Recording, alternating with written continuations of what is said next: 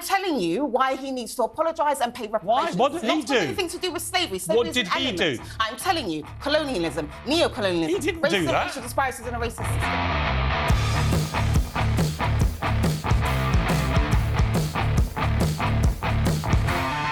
First, a new bombshell poll published today shows that nearly half of the King's realms would vote to become republics if they had the chance. Caribbean countries cite colonial ties as the reason for wanting to part with the monarchy. And pretty disturbingly for King Charles, 10 of the 14 countries polled say they back the Sussexes, saying Meghan's treatment exposes racist views. It's ignited debate about whether King Charles should apologise for Britain's past sins, maybe even pay reparations. Would that make any difference? Or would it just fuel the fire of republicanism? Well, here with me now to debate this, the former royal butler to Princess Diana, Paul Burrell, the activist and organiser of Black Lives Matter protests, Iman Ayton, and the historian and royal author, Dr. Tessa Dunlop. Well, this will be a quiet debate, won't it? Well, you brought your earplugs, Paul. So first and foremost, my feelings on the royal family and racism are not predicated on Harry and Meghan's willingness to identify it. That's the difference between me and you. We are talking about a country that was built off of racism, and we are referring to the oldest institution in this country that started it all. So that's the first thing. In terms of why black people and many others feel the way that we do, well, the monarchy is a symbol of white supremacy. OK? White supremacy. That is the reason. Let me just Why finish. does it make any difference if King Charles says sorry? Or why does it make if he pays money? What difference does that make? OK. So reparations... How does that combat racism? No, it actually does. So let me The guy hasn't got a Let me racist bone in his body. He's done more for racism than any public figure in the country. Why should he be paying for the sins of people hundreds of years ago? OK, so can I finish? Yes. Thank you very much. So, the monarchy is a symbol of white supremacy, which is what black people have had to contend with for the last 400 years, notwithstanding the fact that Elizabeth, or every king and queen, from Elizabeth I... You think the last late queen was a model of white supremacy? Let me finish my point. You just asked me several questions. Let me finish my point. Well, answer the question, Right, then. I'm getting there, so just finish. Well, hurry up. Let me just finish, OK? Hurry up. So, every king and queen, from Elizabeth I to William IV, has supported and profited off of slavery. So, this is about the fact that this country was built off of racism, and that's this the country point. also Wait, hold on a led... second. This country... You can't just keep stems talking. No, because I haven't even finished my point. You can't just make interrupting. outlandish statements about our royal family and not expect me to jump in. On the one hand, we celebrate, and you certainly do, Piers, the idea of monarchy as continuity. Yeah. Going way back when. I mean, I read an article this week that traced the anointing oils to the Old Testament and King Solomon. You can't pick and choose which bits of that continuous historic line you like. Yes, I can. Well, how is that I'm you wrong? can, but it's hugely, But how is it that I'm wrong? problematic. How is that I'm wrong? What are you And I talking would about, counter sir? to you, where we have the face of history and the physical form of history in our royal family. White supremacy, that's When, what for I'm talking example, about. France, the Republic, outlawed slavery much later, and in the civil wars in America, keep that's what talking it took about in slavery. America, Let me talk- much let me tell later. you. So You keep my talking point about is, no, two slavery. seconds. No. Let me finish my point. You Let see, you her want to finish. interrupt, but you interrupted me several let me times, finish Piers. I one see You more did all the sentence. talking. I see your hypocrisy right now. It's fine. I did all the talking. I think You what kept you do, interrupting me. what we're doing here is we're Let her speak. conflating an individual Back at you. family with institutions of state. You can't expect a king to apologise. He doesn't have that power. It's He about would what have he to be represents. told to apologise what by he the government represents. He's already because it's an apologised, institution of Tessa, so I don't know state. what Do I have No, to... All right. He's talked about sorry. Excuse me. He Time hasn't out. Time He out. hasn't actively apologised. Time out. In terms of slavery, hold on a second. You keep talking about slavery. Let's just be clear about slavery. Yes, you did end slavery. You've made that point and you've made that point, so let me address it. You did end slavery, and there was a clause in the contract that said, for example, that Jamaicans had to work up to 45 hours a week for the following 4 years, whilst you simultaneously paid off the slave owners and left the enslaved and their countries to rot. And then you transitioned to colonialism, where slavery still continued, and then you transitioned to the Commonwealth, I agree. where you continue to assert your dominance, exploit black people, and do it in a far I more dignified agree, way, while Iman. simultaneously... I This is agree. all- But Don't it's tell me about repugnant. There are also... Excuse me. Nobody's refuting. Can we all stop talking? Nobody's refuting the repugnance of that Can we period of please history. time out? In one sentence, There's a difference. Iman, in one sentence. Go ahead. What do you want? In one sentence, what's your Reparations. idea? Thank you, Tessa. Money. You want money? You want money. Reparations. You want money, okay. Reparations. Then I want Right. money from the Vikings and the Romans. Paul, I think the Paul, be very patient. No, but the Commonwealth is a force for good. Yes. Commonwealth really? countries. Yes, it is. They Okay. do. Absolutely. They work for each other. It's a family, a community of families that help each other. That's why it was formed. And no, you benefit more. That's why it's formed. no, we don't benefit more. They benefit as well. They do benefit. Of course they do. Paul. Yes, they do. Yes, I'm not saying that they don't. What I'm saying is that we benefit, you benefit, you benefit Everyone more. benefits. Exactly. All right. You benefit, Iman, you benefit, Iman, you benefit more. Iman, That's white supremacy. Iman, how much money do you want from me? That's what I keep talking about. Okay, How much money do you want from me? The National Commission on Reparations said that Jamaica, for example, is how much do you want from me? 1.2 trillion. How much do you want from me? It's not about my feelings and not from you. I'm not. This isn't about me and we've all got to chip in, right? So But how much do you want? How much about, money could I give you for something that had That's nothing to do with me, right? That's why I want it. How much money could I give you to make racism better? Nothing Keep ignoring is that the answer. conveniently. We're talking about the legacies of the Crown slavery colonialism, which includes racism. I don't know why you've come on deciding to speak like a robot today, but it's not really working. Listen, because you don't listen. That's why. But nor does talking to me like that. Doesn't work. Okay, well, right? how about listening? But I will happily how about pay listening? if you could convince me that it will change racism one iota in this country, I will pay you a cheque for the damage inevitably that was done by my relatives when they weren't being attacked by Vikings and Romans. I will pay you reparations if I think you have any argument for why I should. Good evening from London. Welcome to Piers Morgan Uncensored. Hollywood loves nothing more than telling the rest of us how we should live and how we should think. It's heavy on the preach, light on the practice. This week's stars and supermodels flew in on private jets, taking a very well-earned break from hectoring us about their carbon footprint, attention for detail, for the Met Gala in New York, and what is now routinely a nauseating annual romp of tone-deaf extravagance became a glistening exhibition of Hollywood hypocrisy. Well, the whole event was billed as a tribute to the late fashion king KARL Lagerfeld, indisputably one of the all-time great designers. A visitor from outer space would be forgiven for thinking he was some kind of hybrid, non-binary fusion of Mother Teresa and Nelson Mandela by the time this lot had finished the other night. But let's compare and contrast some of Lagerfeld's opinions with those peddled by the stars oozing their tributes to him on the red carpet. Here's Margot Robbie. This is actually, gorgeous. This dress was worn by Cindy Crawford in 1993. Oh, wow. They remade it for me, and it's obviously a KARL design, and I feel really great in it, actually. It's incredible. Obviously, the Met's always an exciting night, but I had the great privilege of getting to know KARL to an extent. I was the last Chanel ambassador that he picked. What an honor. Yeah, it is an honor. Now, nobody bows in admiration more to Margot Robbie than me, one of the great actresses in the world right now, and a lovely lady. Met her a couple of times. But that's the same Margot Robbie who's a vocal advocate for gay marriage, famously wearing a pro-gay marriage T-shirt for an appearance on Saturday Night Live. I've got no issue with that, obviously. But Lagerfeld did. I'm against gay marriage, she told Vice magazine, the same year, before launching a stunning broadside against gay parents adopting children. Surely some mistake, Margot.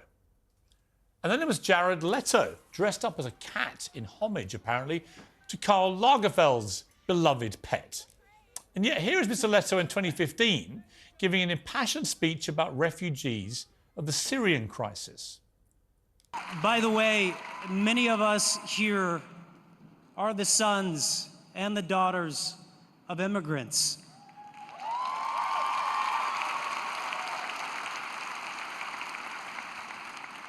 And Steve Jobs, the son of a Syrian immigrant. Very moving, very laudable. But what about his hero Karl Lagerfeld? Well, in a shocking interview on the same refugee crisis, he evoked the Holocaust to attack former German Chancellor Angela Merkel for taking in too many refugees from Syria, or the enemy of the Jewish people, as he effectively called them. The list of the double standard goes on. Kim Kardashian joined the sycophantic parade. Of course she did. She turned up at the opening of a paper envelope. But despite Lagerfeld saying she was to blame for a robbery that she suffered in Paris because she flaunts her wealth on Instagram. He literally victim blamed her. But she forgave him because she gets a chance to wear a nice dress in a tribute to Karl Lagerfeld and be the centre of media attention, which is really what she loves doing most. Never mind the hypocrisy. And then there's my old friend Emily Ratajkowski, a vocal body positivity advocate and lioness of the Me Too movement, who appeared to have forgotten that Lagerfeld once described curvy women as fat mummies and said models should expect to be groped. This is the same ridiculous hypocrisy that leads to fugitive paedophile Roman Polanski bagging an Oscar and a standing ovation after his conviction. an ovation led by Meryl Streep, while the rest of us are just invited to forget about it. Now, I've had many run-ins with the British actress and activist Jameela Jamil. She can be incredibly irritating, and she would say exactly the same thing about me. But today she wrote this in response to the Met Gala. This isn't about cancel culture. It's not even about KARL. It's about showing how selective cancel culture is within liberal politics in the most blatant way so far. It's about showing why people don't trust liberals because of slippery double standards like this. Well, for possibly the first time ever, maybe the only time ever, I agree with her. She's right. If you're going to use your positions of privilege to preach woke morality for the minions back home, you should start by practicing yourselves and maybe avoid treating as your hero somebody whose opinions are the complete opposite to everything you preach. Welcome back to Piers Morgan Uncensored. A county politician in Indiana, in the United States, is making headlines this week by, well, exploring his identity. A councilman is coming out as transgender and a woman of color. Delaware County Councilman Ryan Webb announced that he now identifies as an Indian American woman. Since that announcement, he's received some support, but a lot of backlash, many calling him childish, despicable, even calling for things like execution. Yeah, that's always how the woke left responds, isn't it? You must execute him. Now, he issued a statement after the furore, Ryan Webb. He said, after much consideration, I've decided to come out and finally feel comfortable announcing my true, authentic self. This is Ryan Webb. He said, it is with great relief that I announced to everyone that I identify as a woman, not just any woman, but as a woman of colour as well. I guess this will make me gay lesbian as well, since I'm attracted to women. Whew, that felt good to finally get back out there and start living my life as my true self.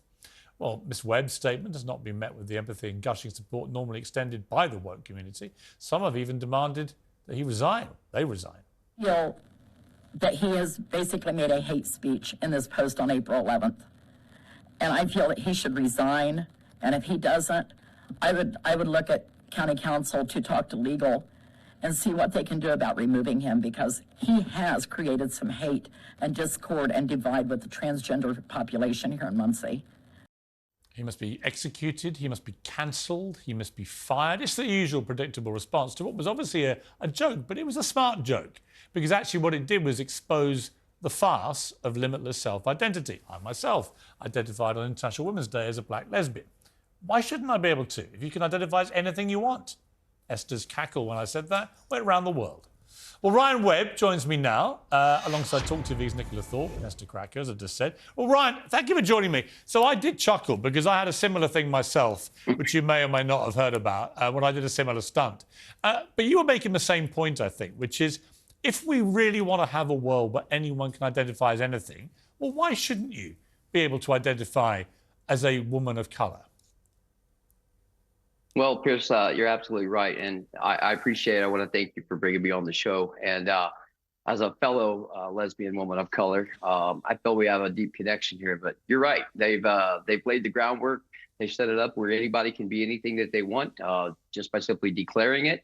And, you know, that's what we're doing here. And it turns out that they don't really feel as strongly about that and believe it in their soul as they would make you believe, because I wasn't really as accepted in the beginning as you would think someone of my stature would be.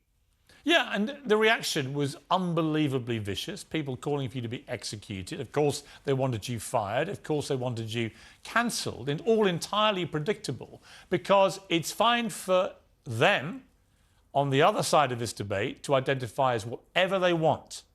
But the moment you dared to identify as what you decided you wanted to be for that day, all hell breaks loose. It's the double standard. Well, predictably, the political left, they always implode on their own ideology. I've made a statement that I'm just holding up the mirror to them, and they're doing all the damage themselves. I've just stepped back, and with their own words and their own actions, they're just dismantling their entire ideology that they've worked very hard to build up to this point. And in my opinion, they've turned the clock back 2 or 3 years. You know, just a few days ago, all you had to do, if you wanted to self-identify as anyone as you choose, is just declare it. And it was a universal truth that had to be accepted. But now the truth is clear that That's not the case. Now I'm being told you have to do hormone treatments. You have to start dressing the part. You have to wear the makeup. You have to change your identification. So, you know, they've turned the clock back on their own movement a few years. And it's disappointing to see them give up so quickly on something that they said they believe in so strongly. You know what, Ron? I had to chuckle watching genuine news reports having to report this legitimately, because how else could they do it without obviously disrespecting you, without respecting your right to self-identity, which it just made me laugh. Ryan, I appreciate you joining me for Piers Morgan Uncensored. Thank you. What are you currently identifying as? I'm currently, at the same time, I'm still identifying as a woman of color. And I've said in a few other times, these journeys are often complex. And, you know, sometimes we never know where they're going to take us. We could end up right back where we started. I'm just riding the wave, and wherever it takes me, that's where I'll be. Well, I wish you all the very best with your journey, Ryan. And thank you very much indeed for joining me. Thank you. All right. It's a good laugh. And watching the news reports was hilarious. But, Nicola, I can see you fulminating as you were listening to this. But why? Because just as I was doing, all he's really saying is, look, if we genuinely are moving to limitless self-identity, we're not. This is where it can go. We're not. Well, we are, though. We're not moving to limitless We are. self-identity. There's male, female, non-binary. That's it. There's three. That's not it. BBC teaches there are 100 genders. Genders is different. Genders is different. We're talking... Those what sex is non-binary? Those... But somewhere between male and female. It's not, though, is it? That's not non-binary. There are over 100 gender identities. No, okay. Non-binary is not... saying there are. Non-binary is not biological sex. The BBC and various other outlets have said, I hear the 72 genders quite often. That's just 72 different ways of describing something. You could also argue there's only 3 colours.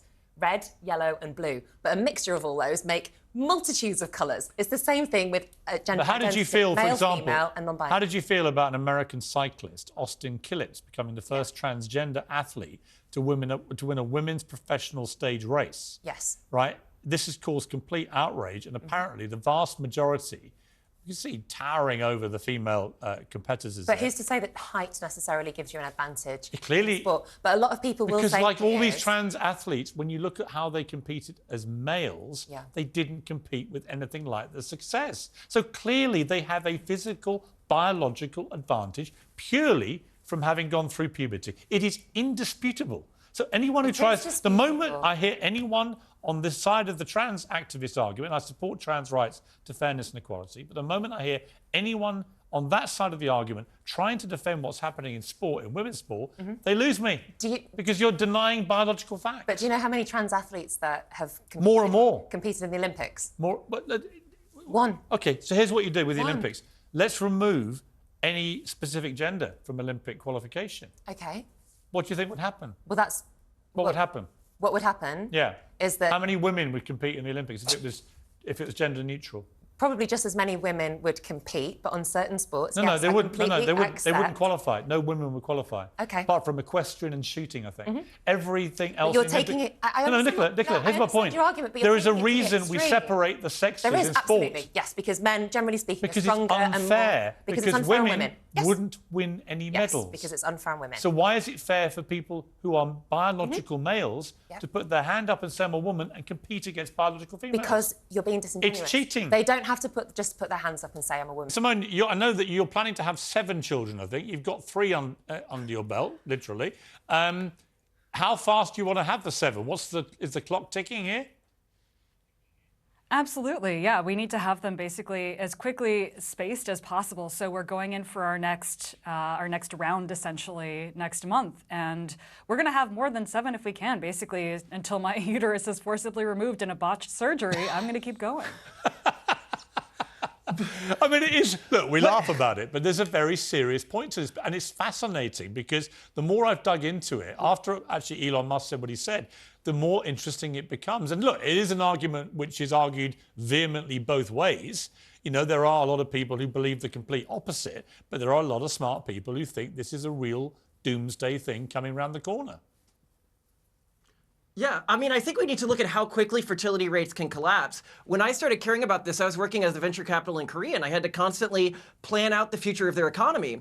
At South Korea's current fertility rate, For every 100 South Koreans, there will be 6 great-grandchildren. We're looking at a 94% population collapse. Coming back to places like the US and the UK, it felt like traveling 2 decades back in time, like I was in some sort of sci-fi world, and I got a chance to try to raise the flag before it was too late. Because when you hit a place like Korea, where now 60% of the population is above the age of 40, it's probably too late for them to turn the situation around. And then there's all these economic problems. You can say, well, we can solve this with immigration, but then what you're doing is you're making the developed world reliant, their economies reliant on keeping Africa poor, or the African countries poor, Right. that have these high fertility rates. And that's not a good place to put the world in.